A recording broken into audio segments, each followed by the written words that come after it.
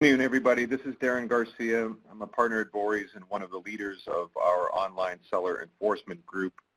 And our group is dedicated to helping companies protect their brand value by controlling sales in the digital age. And in working with many dozens of companies in this space, what we're realizing is that companies are oftentimes and unwittingly stumbling into Robinson-Patman problems.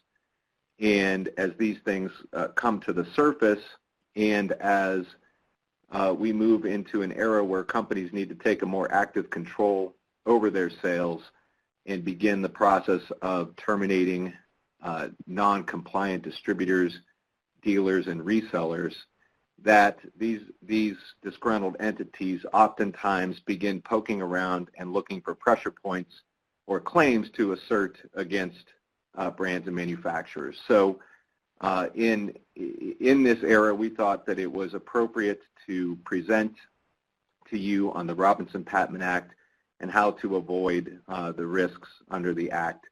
And to that end, I'm joined today by Ken Rubin, who's a partner in our litigation group who specializes in the antitrust area and has significant experience advising brands and manufacturers on Robinson-Patman Act issues, as well as Kara Mundy, who's an associate in our litigation group and devotes a substantial amount of her practice to antitrust issues as well. So with that, I'll turn it over to Ken and Kara. Thanks, Darren. Good afternoon, everybody. My name is Ken Rubin. As Darren said, I'm a partner in the litigation group with a practice focused on antitrust litigation and counseling. I just wanted to let everybody know before we get started, there is a Q&A box on the right-hand side. Nobody but us at Vorys can see any questions you type in. If you have any questions as the presentation is proceeding, please feel free to type them into that box. If we don't address your questions during the presentation, we will follow up with you offline later. My name is Kara Mundy. As Darren said, I'm an associate in the litigation group. I do devote a significant amount of my practice to antitrust issues and counseling clients on potential Robinson-Patman Act claims and where companies may be vulnerable with respect to the Act. So before we got into the meat of the discussion, we thought it would be important to start off with why you should care about the Robinson-Patman Act. The Robinson-Patman Act prohibits price and promotional discrimination by a manufacturer to its downstream, and it's against the law. If a plaintiff, if a company finds out that they are receiving disfavored pricing compared to their competitors or are not receiving the same promotional opportunities that their competitors have, they are entitled under the Robinson-Patman and Clayton Acts to treble damages. That's 3 times their damages, attorney's fees, and any expenses they incurred in bringing the lawsuit, including the not insubstantial expense of experts. And the practical implication of why you should care is that you also risk upsetting your distribution chain. If you are giving different prices to different downstream resellers and they're competing with one another and they inevitably will find out, you risk upsetting them. And that, depending on your business model, can be very disruptive. So today we will cover the history of the Robinson-Patman Act, what the Robinson-Patman Act prohibits and allows, elements of a claim under the Act, where your company may be vulnerable and what your defenses may be, and then also creative ways to meet your business goals.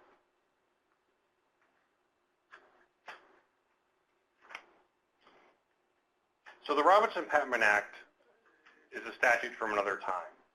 It was enacted in 1936 at a time when A&P and Woolworth were becoming much bigger to protect small resellers from what Congress perceived to be unfair pricing and promotions that manufacturers were giving to these newer growing entities.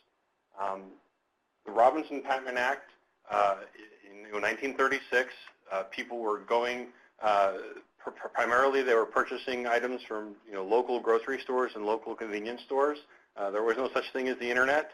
The closest there was to e-commerce in 1936 was the Sears catalog.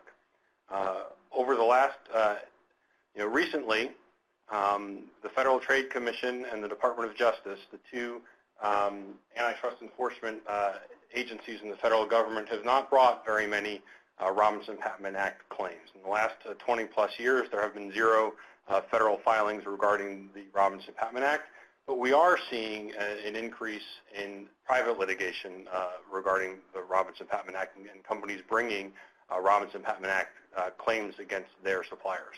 So if the government isn't bringing these claims anymore, is the Robinson-Patman Act obsolete? That's a loaded question, Kara. As a matter of law, the Robinson-Patman Act is not obsolete. As we talked about in the previous slides, there are serious consequences to not following the Act. A disgruntled purchaser who is getting pricing that does not comply with the Act is entitled to treble damages and their attorney's fees and the cost of bringing suit. So because it's still the law, manufacturers should absolutely be concerned about it. As a matter of economics and as a matter of the way people shop today, I do think that the Robinson-Patman Act is obsolete. In 1936, a company in Philadelphia, a store in Philadelphia, wasn't competing with a store in Columbus, Ohio.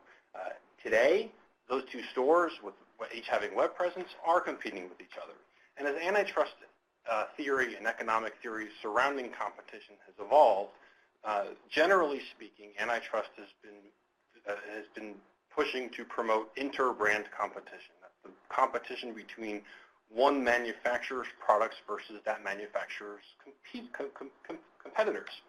What the Robinson-Patman Act protects is inter-brand competition. When one store is selling one manufacturer's products, they're supposed to be treated the same as another store's who is selling the same manufacturer's products. In a modern economic world where manufacturers have a robust e-commerce economy and manufacturers are trying to build their brands, they should be able to treat different retailers and different wholesalers differently, but the Robinson-Patman Act does not allow them to do so. And the bottom line is it's still the law. So, Kara, what does the Robinson-Patman Act allow and prohibit? Well, the Robinson-Patman Act, unlike the Sherman and Clayton Act, is very specific in terms of what it prohibits and allows. And it's divided into 6 sections. We will be talking primarily about 4 sections. There's really 3 categories that we see most often when counseling clients. Section 2A prohibits price discrimination, so differences in price among downstream resellers in the same level of commerce. Section 2B allows discrimination to meet competition. And so what you have in A is a prohibition against price discrimination, and then B is a permissible defense that companies have to that price discrimination. And then with respect to sections 2D and E, they deal with discrimination with respect to promotional activity. And so really, when you're thinking about the Act, it prohibits price discrimination and promotional discrimination, and then you have certain provisions of the Act which deal with what you're allowed to do or potential defenses to a Robinson-Patman Act claim. And just so everybody knows, the areas that arise the most in our practice are the provisions here regarding discrimination. There are a couple additional provisions regarding Section 2C regarding certain brokerage fees and commissions, and Section 2F, which allows for buyer liability in certain circumstances. We are not going to discuss those today, but we're happy to discuss those offline.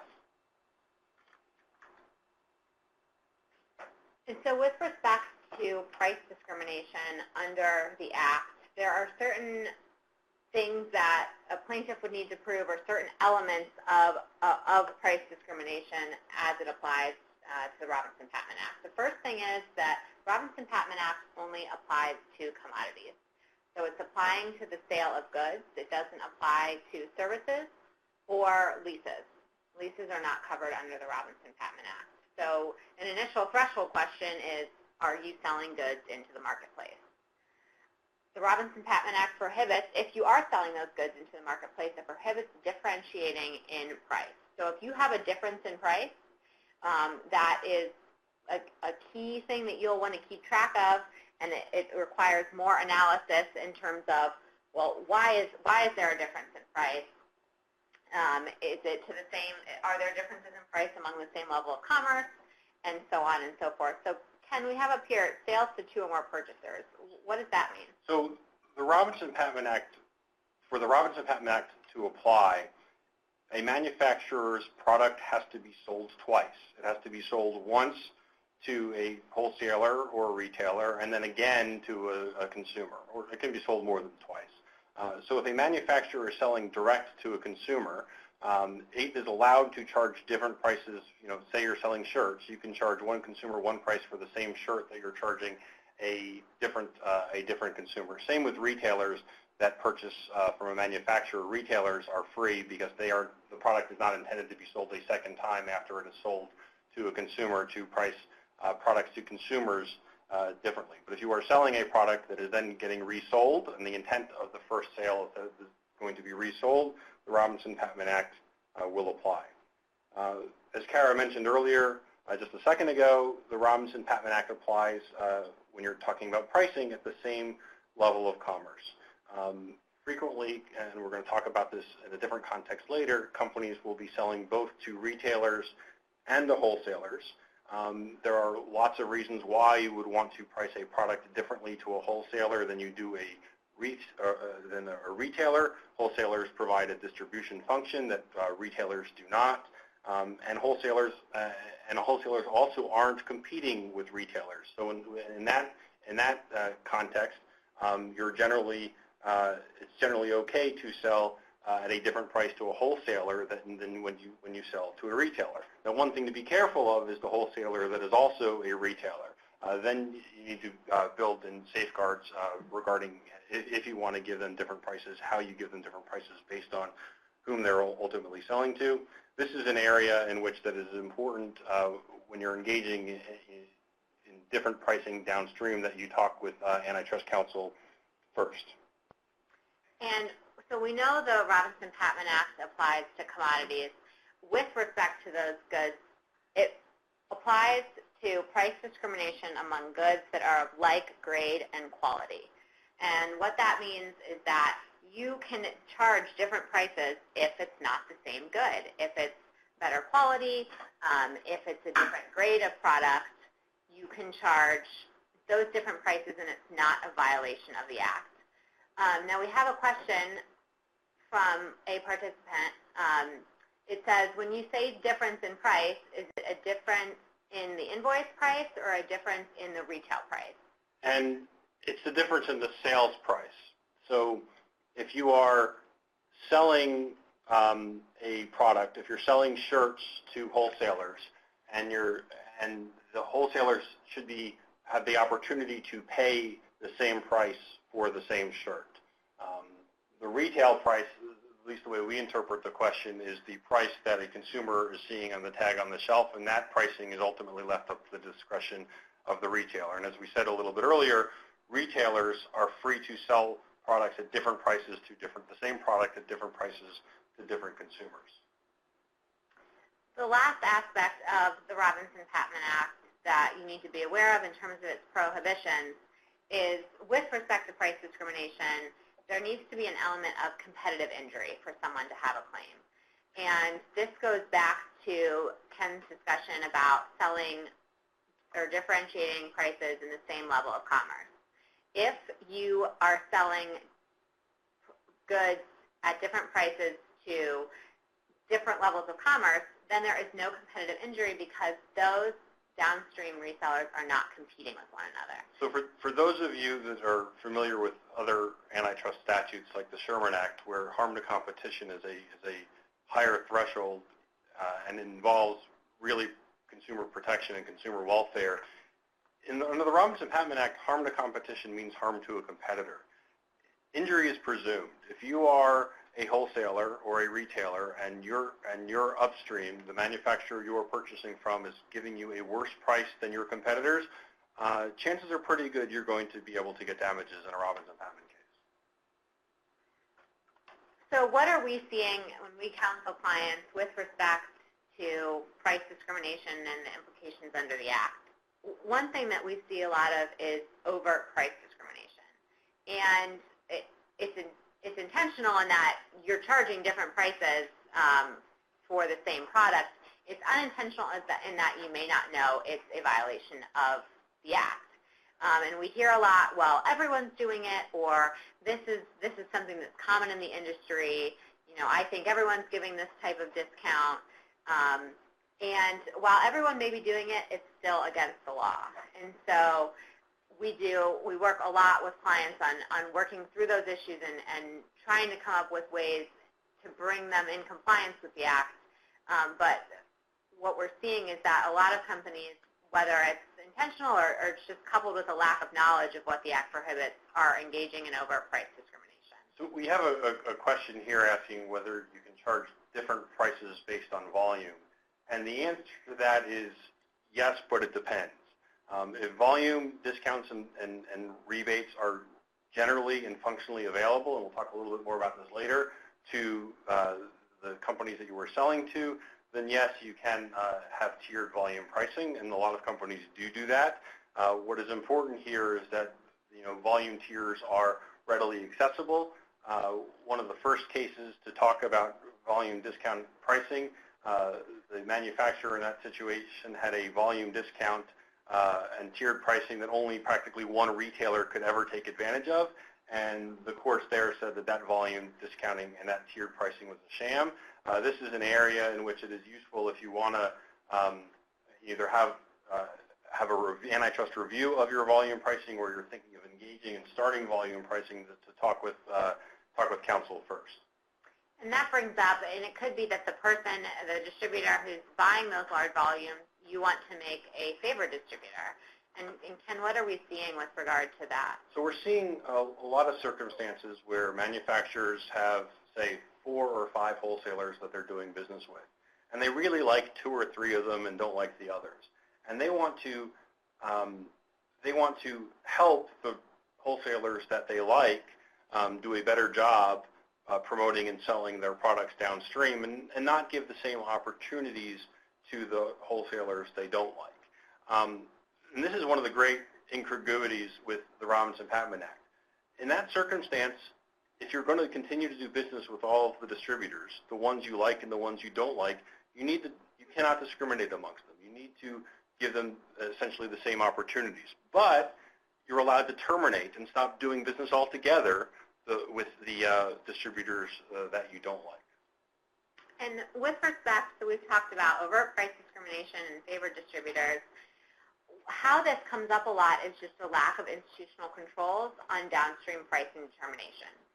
So we talk with a lot of companies who are aware of the Act, but maybe not necessarily how their sales force is being trained on what the Act prohibits and allows. And so you have a sales force that is divided up by territory or divided up by distributor or wholesaler, and one sales manager is giving discounts to one wholesaler while another sales manager is not giving those same discounts, and they're not talking to each other. Or you have a situation where the sales force is making decisions in terms of the pricing and promotions that are being offered to downstream resellers, and they're not running those decisions or bumping those decisions up to people at levels of the company that would have some institutional knowledge about this act and maybe how their company needs to uniformly apply pricing and promotional discounts to be able to be in compliance with it. So there's a question that's come up a couple of times that I want to just quickly address, and it involves whether the Robinson-Patman Act applies if the manufacturer is overseas.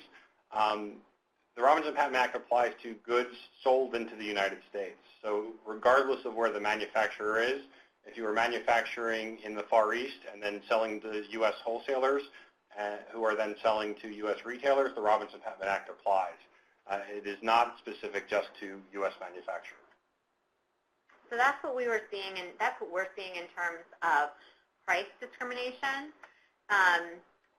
The Robinson-Patman Act also applies to promotions, and it's recognized that you can discriminate not only in the prices that you are setting for the goods that you're selling, but also in the promotions that you're offering. And Ken, what are we seeing in terms of promotion discrimination?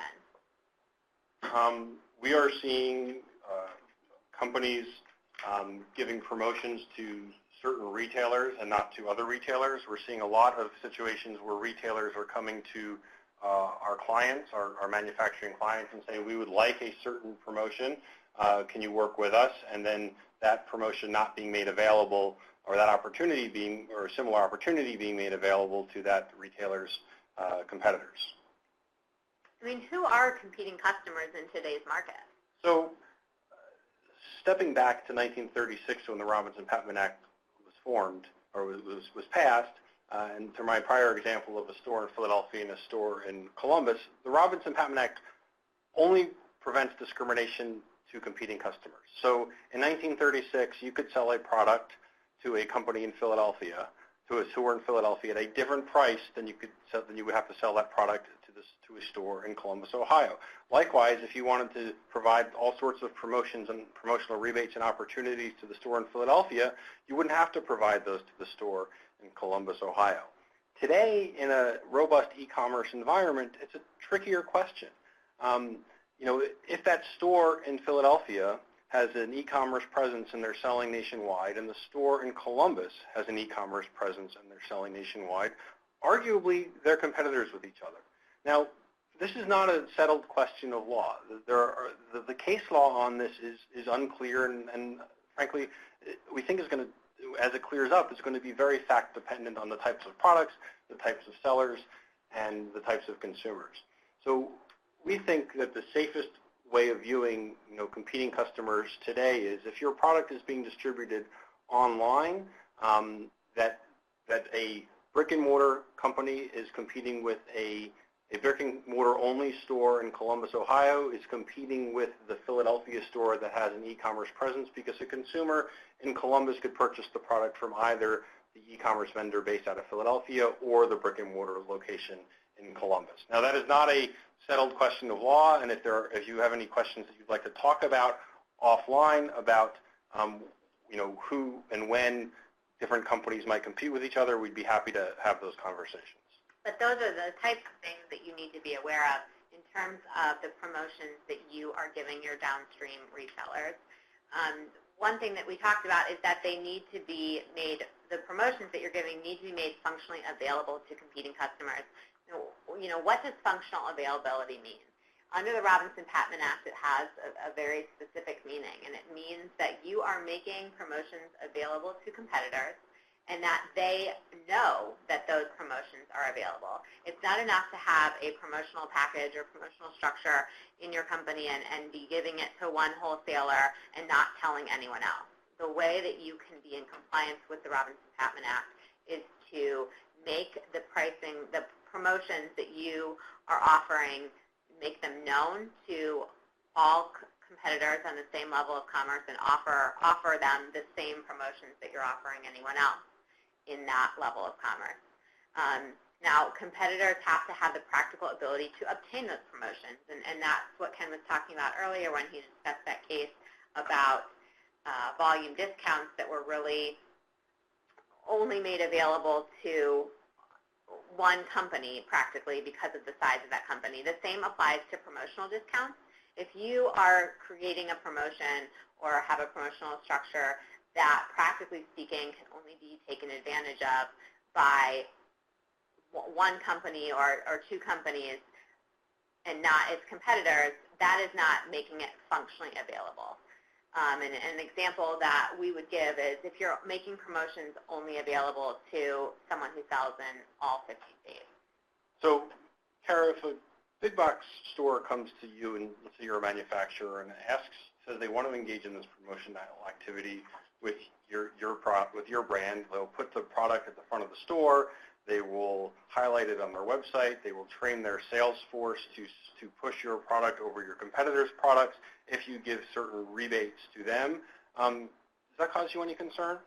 If you think that that is something that's in your business's best interest to do, to engage in that promotion, you can do that. What the Robinson-Patman Act requires you to do is to take the extra step of then taking that promotion that was suggested by your downstream reseller, one of them, and making it available to any of their competitors. So if the wholesaler approaches you and wants a promotional allowance or a promotional discount to do certain things, that's certainly something that your company can do if they think it's in their best interest, but it needs, under the Robinson-Patman Act, it needs to be made available to all the wholesalers that you are doing business with. And that brings up the point that Ken was talking about earlier with respect to internet and brick and mortar. I mean, what if a retailer comes to you who is selling in a brick and mortar store and says, I want to do this promotional allowance or promotional discount where I would put your product on an end cap and advertise it in a certain way, or put your product on an eye-level shelf. Well, you know from what Ken said that brick and mortar store is likely competing with another retailer who has an internet presence. And in that situation, you can't give the e-commerce retailer the same promotional opportunity. You can't say to them, you have to put it on a shelf that's eye level. But you can have a functionally available promotion for them where, for example, if somebody searches on a website on the reseller's website and they search for your type of product, that if they want to get the same promotional allowances that the brick and mortar retailer that's putting the product on the eye level shelf gets, that they put your product first on the landing page or highlight your product in some way that they're not highlighting your competitors' products.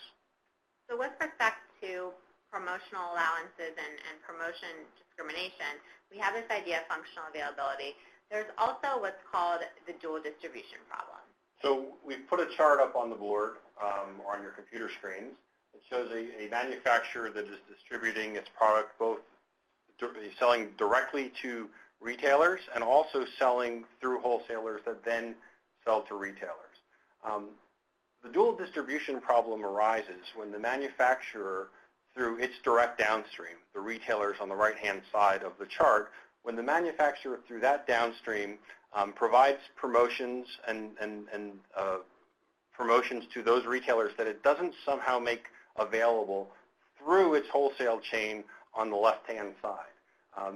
Because again, the Robinson-Patman Act is designed to protect all those retailers on the bottom from competition with each other regarding the sale of prices. So if you are in a dual distribution model where you're selling both directly to retailers who sell to consumers and also selling to wholesalers who then sell to consumers, you need to figure out some way of making this promotional opportunities, and again, they don't have to be exactly the same. They have to be functionally available and similar.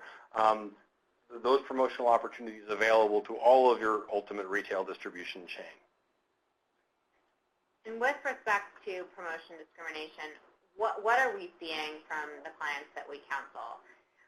We're seeing really what we've just talked about. One, retailer-specific promotion.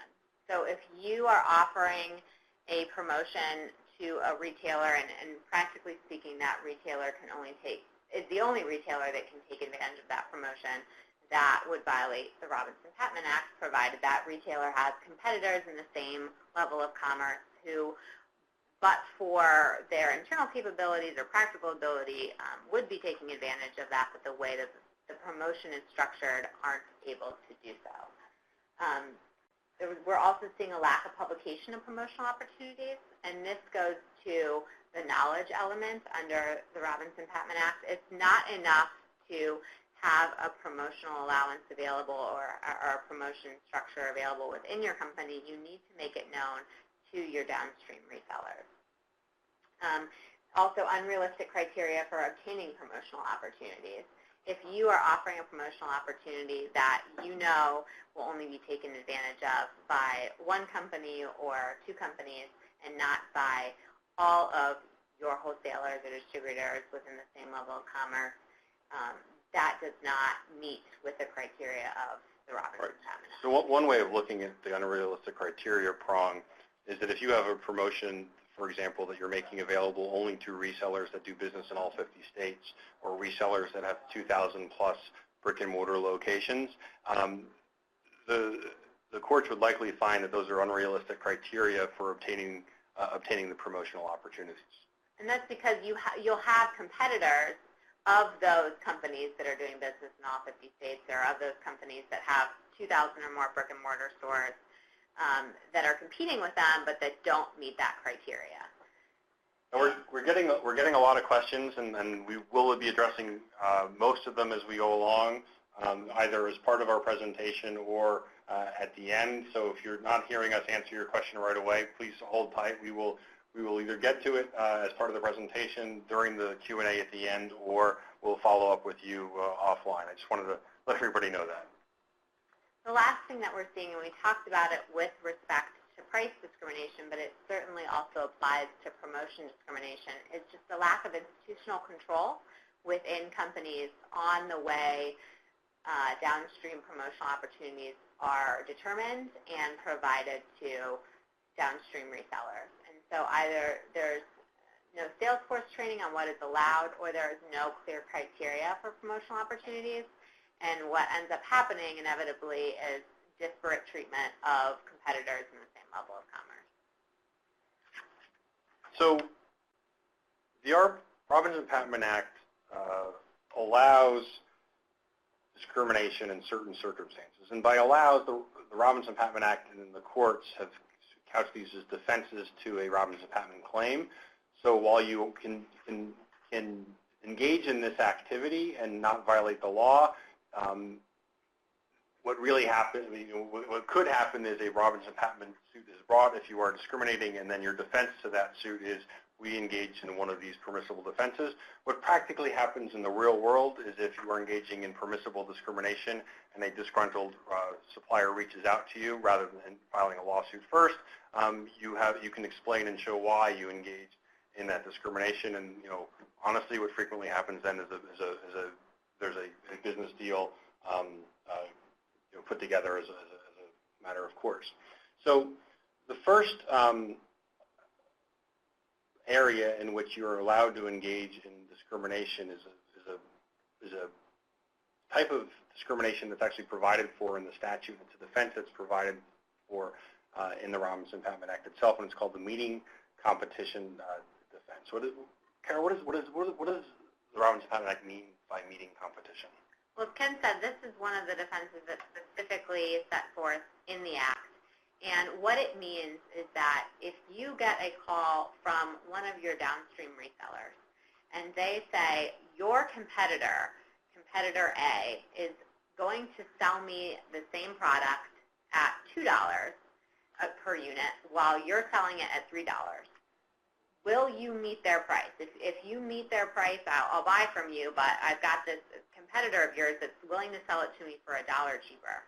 And if you have a good basis for believing that this information is correct and that you will be meeting the competitor's price, then you can lower your price to $2 for that specific wholesaler or retailer without doing so across the entire competitive framework. What if the retailer says to you, your product is $3, your competitor's product is $2. If you sell it to us for $1.90, we'll buy from you. Is that permissible?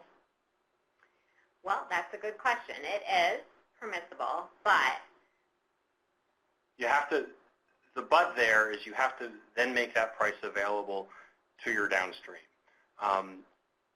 Meeting competition means just that. It means meeting, having a good faith basis that you are meeting, not exceeding, but meeting a competitor's price.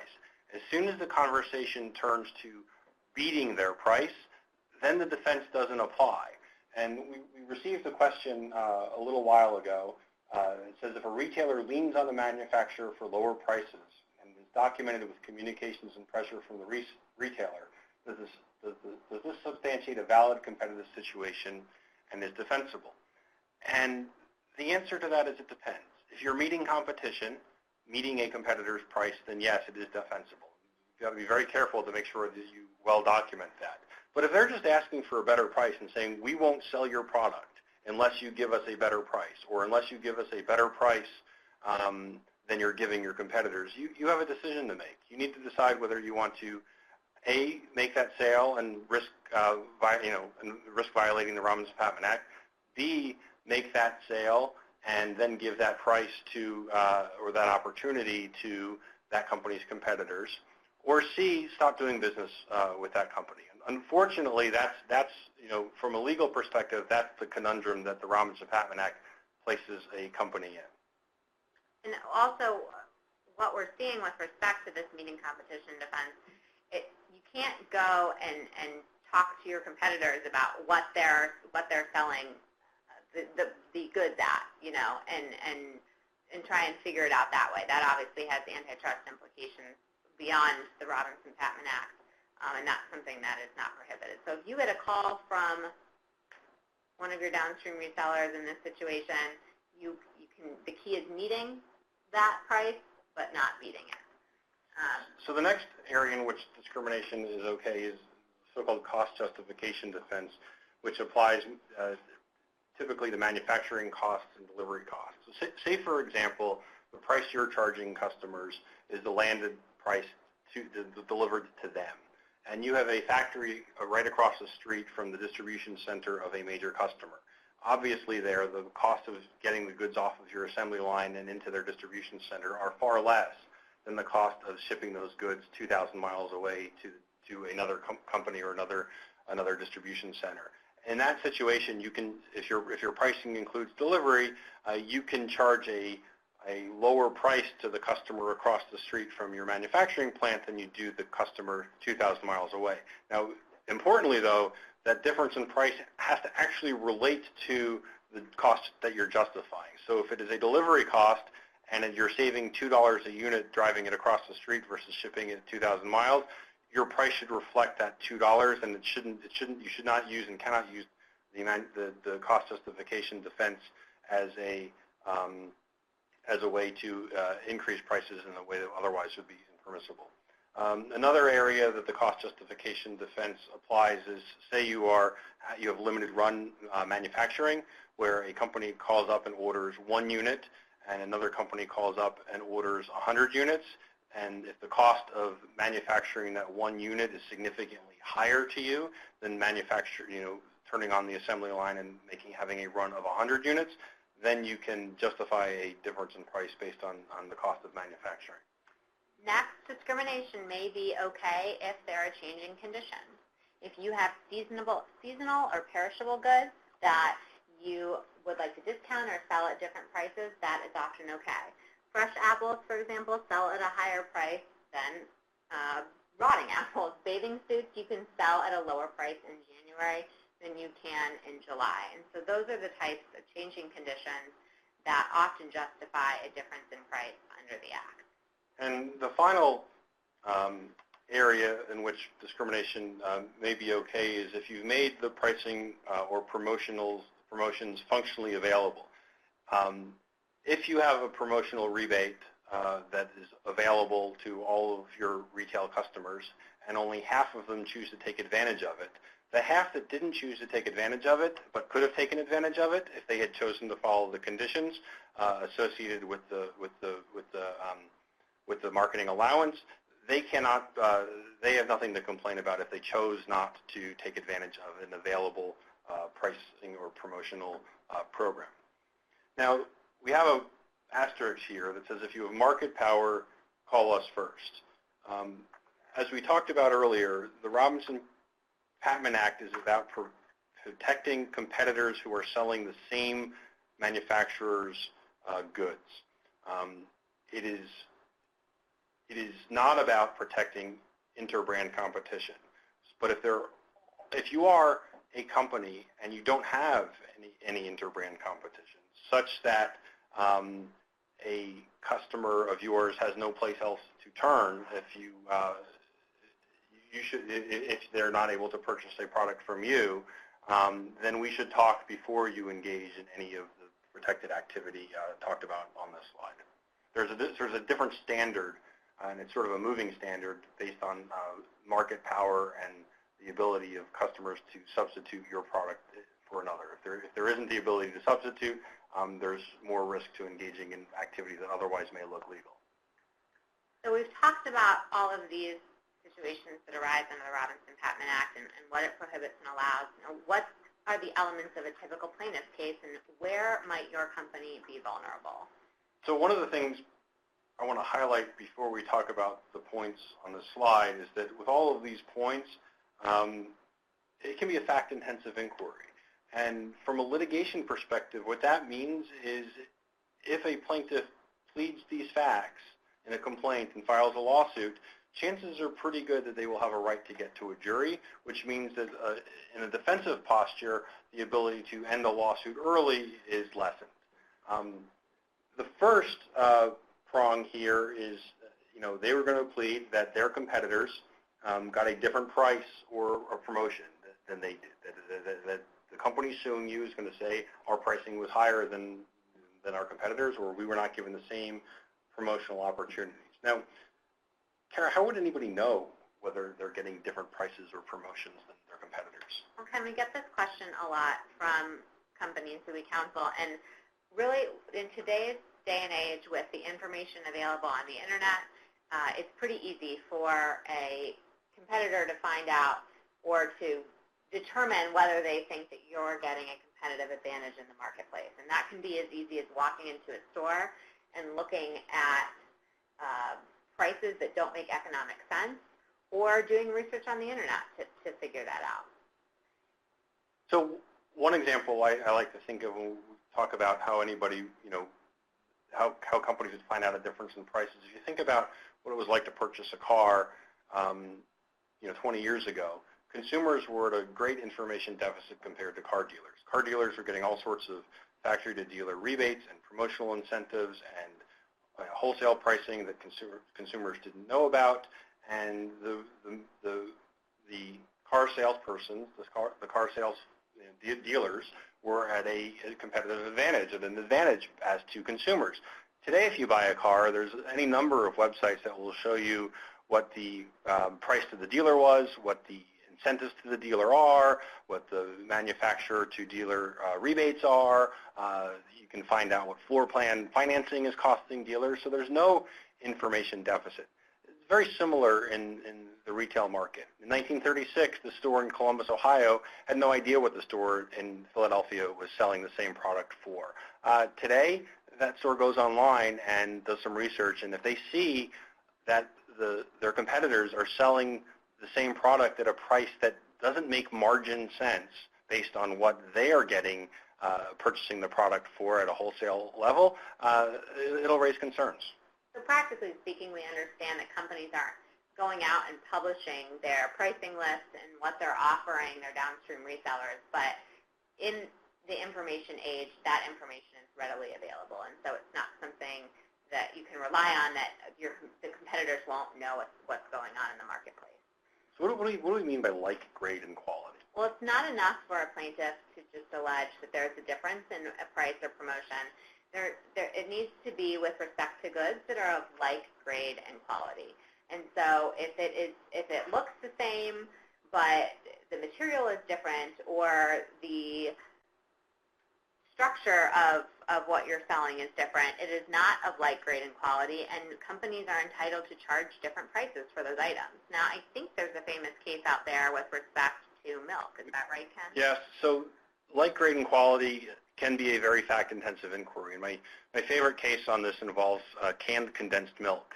And in that case, the manufacturer of the milk was selling both under its own brand name to grocery stores and also selling store brand products to grocery stores. So say, for example, A&P was purchasing this condensed milk and putting the A&P brand label on it.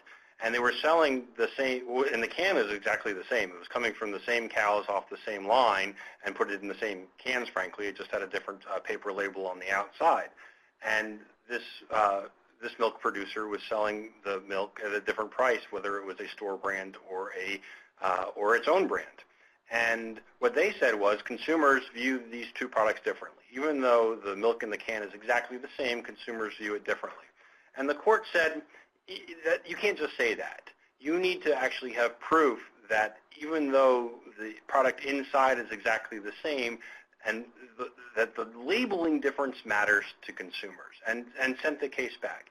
And one of the reasons why I like this case is it highlights that whether something is like, grade, and quality is something that a court will ultimately have to decide. And if you are a company, the closer you get to the product being identical that you're selling to different retailers, the more you're going to have to show that the product is viewed differently and thus is in fact different from the eyes of consumers. And finally, what we're seeing in terms of a typical plaintiff's case, they obviously have to prove an injury. Any case, you have to prove damage, and here you would have to prove an injury to competition. And like we talked about earlier, injury to competition is a little bit different under the Robinson-Patman Act than it is under other antitrust statutes, in that if there is a price differentiation among competitors, injury is presumed. So the key with respect to injury under a Robinson-Patman Act analysis is, are they true competitors?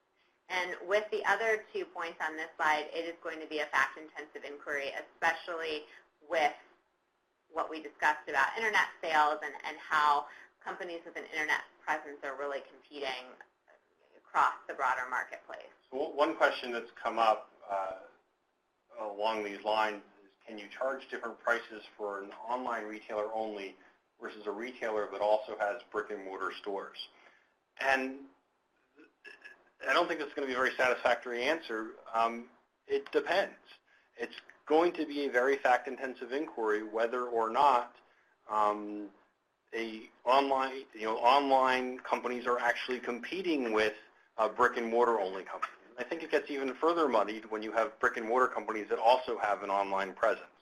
I'm involved in a case right now involving contact lens sales, and that's the very issue in that case, whether contact lens sales online compete with contact lens sales at brick-and-mortar ophthalmologists.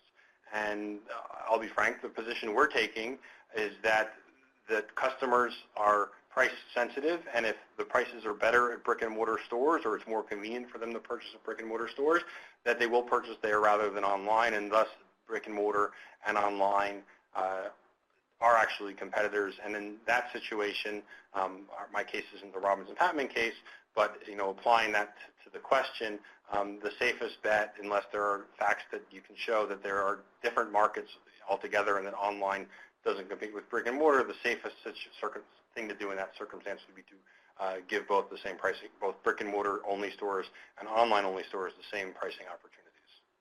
And so that is what a typical plaintiff's case would look like in terms of the basic elements of what they would need to plead. I mean, it's not all doom and gloom, though. Your company does have defenses that it can raise to a claim under the Robinson-Patman Act. And the first is probably the most obvious, is that the prices aren't different. But how do you prove that? Presumably a plaintiff isn't going to file a case if the prices are actually the same. So there's probably some differentiation, but there's ways under the Robinson-Patman Act that you can show, legally speaking, that they aren't different. And Ken, what are some of those ways? Well, if you are selling different products that are similar but are not of like grade and quality, and you're charging different prices for those two different products that are for those two different products, then you can show that they're not getting, the company that thinks they're disgruntled and being treated unfairly isn't getting a different price than somebody else. Another way of showing the prices aren't different is that there are different levels of commerce. If you're selling direct to a retailer and you're selling your same product direct to a wholesaler, in most circumstances, the retailer can't complain that they're not getting the same prices that the wholesaler gets, because wholesalers compete with other wholesalers for retailers, while retailers compete with retailers for customers. So there are different levels of commerce. And likewise, wholesalers also provide a distribution function that is defensible, otherwise defensible. We have up here different markets. I mean, it sounds like a lot of what we're talking about here is what you would see in other antitrust lawsuits with respect to developing a relevant market definition. Is that something that's applicable to the Robinson-Patman Act? It is sort of. You have to, and this goes to the last question about online only versus brick and mortar only.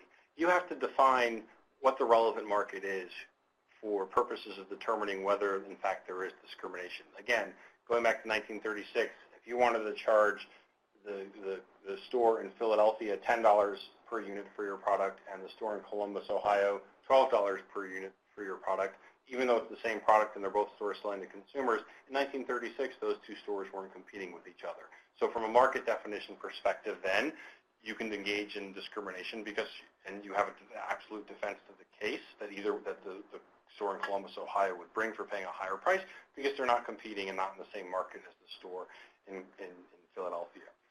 So you do have to define the market, and that is a very fact-intensive inquiry, and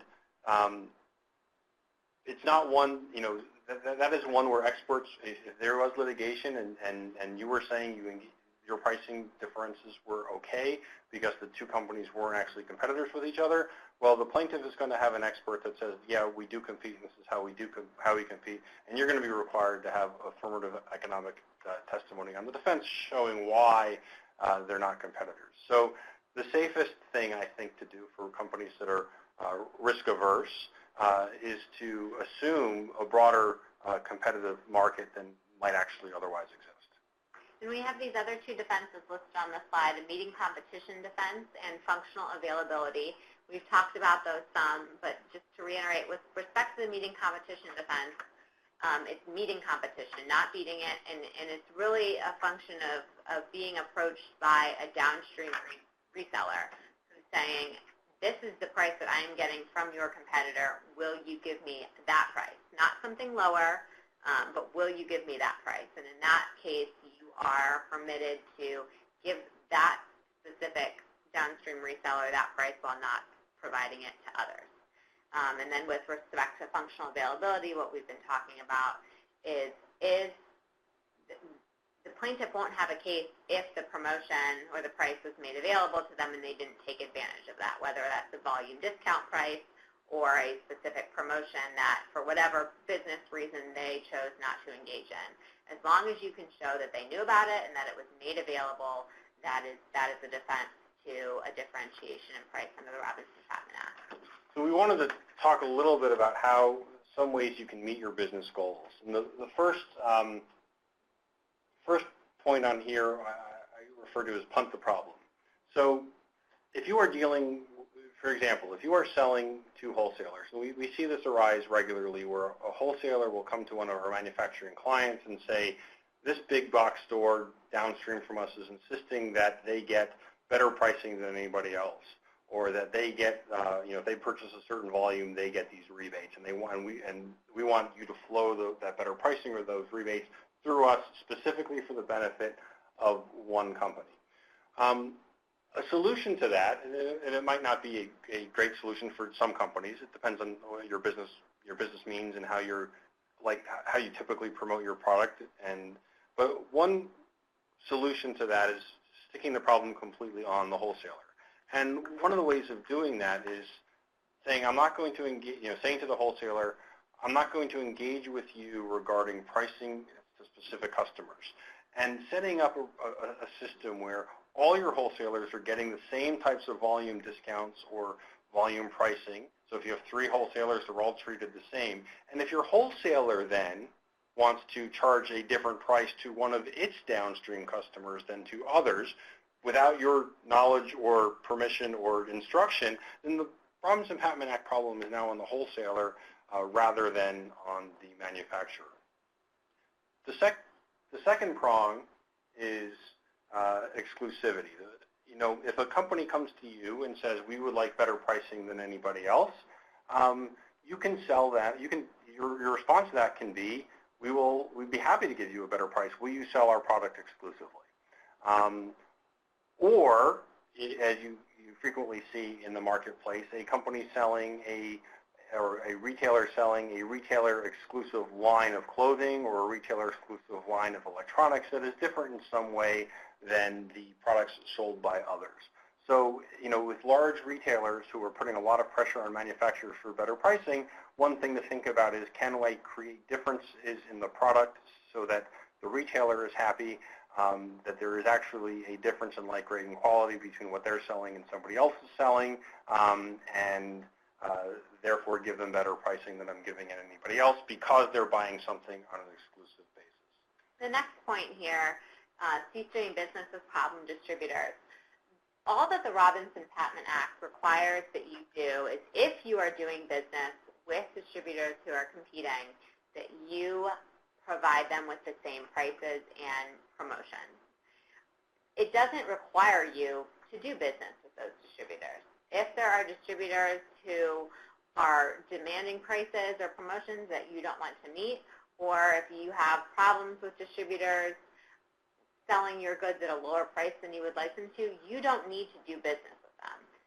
But if you do choose to do business with them, then you have to offer them the same prices and promotions. The next point regards engaging in creative promotions. Now, you have to make promotions functionally available to your downstream. But there are, we do this all the time where we brainstorm with manufacturers creative ways to promote their product that while a company could take advantage of, certain companies might not want to take advantage of them, even though it's available to them and functionally available to them. So if there are, I can't give you specific examples right now, in large part because these are very fact and industry specific. But we are happy to engage in brainstorming with you about how to creatively promote, engage in promotions of your products downstream. And again, it's very specific on a lot of times on who your downstream is and what type of products you're selling. And so another way that you can meet your business goals is simply by rationalizing your downstream pricing and promotions. And there's two aspects to this: making sure that your pricing and promotions reflect actual cost justifications that you're receiving, but also documenting that justification and rationalization. So whether it's cost savings in manufacturing or delivery, or changing conditions that would allow you to discount seasonal or perishable goods, rationalizing those decisions through documentation is a key way that you can meet your business goals while maybe engaging in some price differentiation or promotion allocation that doesn't violate the Robinson-Patman Act. The next prong is training your sales force. A lot of companies we've encountered don't have antitrust compliance training for their sales force. So even though executives at the C-suite level are aware of the Robinson-Patman Act, they're not working with their sales force to make sure that they too understand what the Act allows and doesn't allow. The last prong talks about documenting pricing and promotional requests. As many Robinson-Patman Act cases are very fact-intensive, what the documents say is important. Many antitrust cases, if you look at this next slide, turn on what the documents say and do not say. If you are documenting that you prefer to do business with one distributor and you're giving them better prices, that's a bad document. If, on the other hand, you are legitimately meeting competition, be sure to have all the requests to meet the competitor's price in writing. Many of these cases turn, as I said, on what the documents say, so be careful about what you say in documents. The telephone creates no records. Likewise, talking through an issue with a lawyer puts that issue into the context of the attorney-client privilege. It isn't discoverable and allows you to get insight into questions rather than engaging in sort of ad hoc conversations. Likewise, lawyers are good in terms of helping companies carefully craft responses to requests from their downstream that may raise Robinson-Patman issues.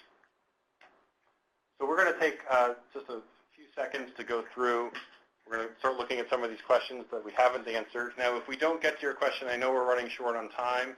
If we don't get to your question, we will do our best. We have an RSVP list from the people who are on the call. We will do our best to link up the information that you've provided, your name that you put in your question, with the information that you provided. If we don't answer your question right now, or we don't get back to you in the next week, please email us. The reason we haven't gotten back to you is solely that we couldn't identify who you were based on the information that you put in the Q&A.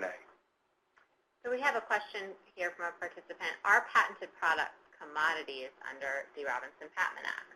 So yes, the patent right provides a patent holder with the ability to set a monopoly price and treat companies differently, or to exclude certain companies and to engage in certain monopoly behaviors like prohibiting others from manufacturing the same product. But if you're selling your patented product downstream, you need to treat distributors the same.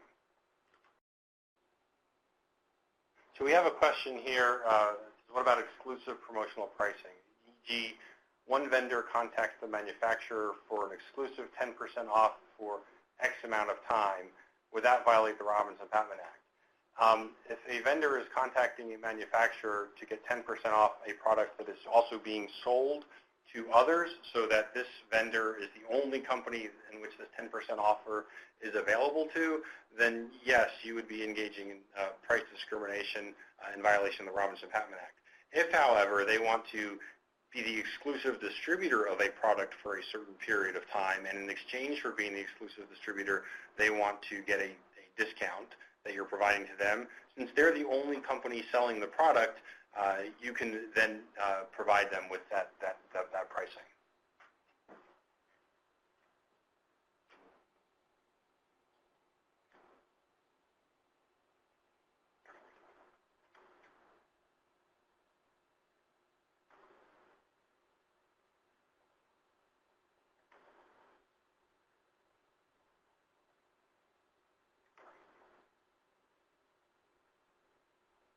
So we have a question that says, when it comes to wholesale pricing consistency, does this mean the invoice price has to be the same, but after co-op marketing accruals or shipping performance fees are included, could the pocket price be legitimately different from customer to customer?